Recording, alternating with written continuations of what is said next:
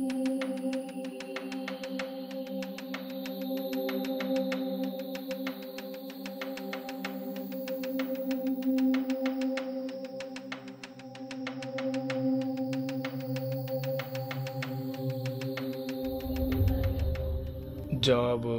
Life, settlement, అసలు ఏంటిదంతా?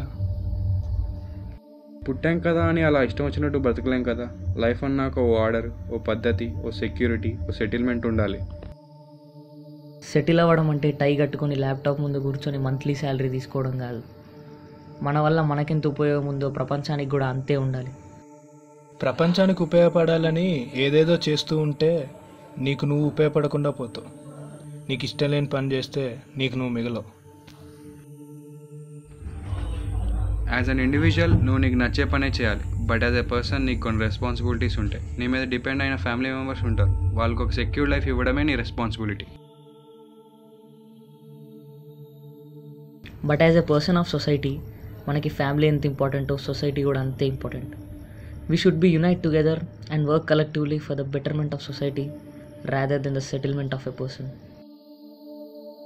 Society అంటేనే ఒక గ్రూప్ ఆఫ్ ఇండివిజువల్ పీపుల్.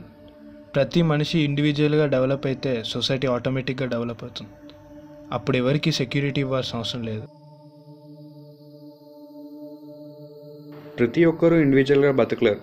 మన మీద డిపెండ్ అయి బతికే వాళ్ళు ఉంటారు. మన ఫ్యామిలీకి మనతో అవసరాలు ఉంటాయి. వాళ్ళ అవసరాలు తీర్చాలంటే ముందు మనం సెటిల్ అవ్వాలి.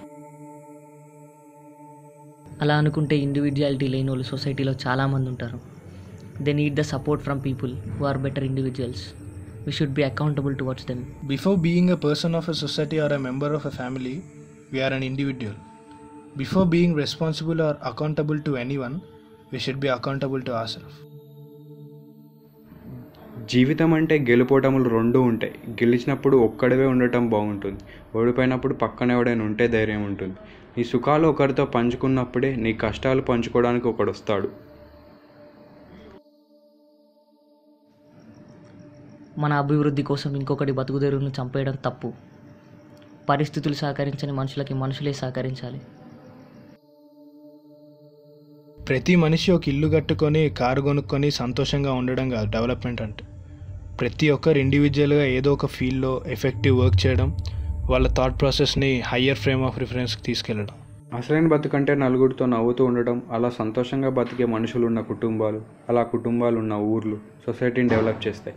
మనం చేయాల్సిందంతా మనం డెవలప్ అవ్వడం, మన ఫ్యామిలీకి సెక్యూరిటీ ఇవ్వడం. తాటి మనిషి కష్టాలని బాధల్ని పట్టించుకున్నప్పుడు మన సంతోషం వ్యర్థం. ఎవరికి వాళ్ళే బతకాలి అనుకుంటే సొసైటీ అనేదే ఉండదు. కాబట్టి మనం చేసే ప్రతి పని సొసైటీకి ఉపయోగపడాలి.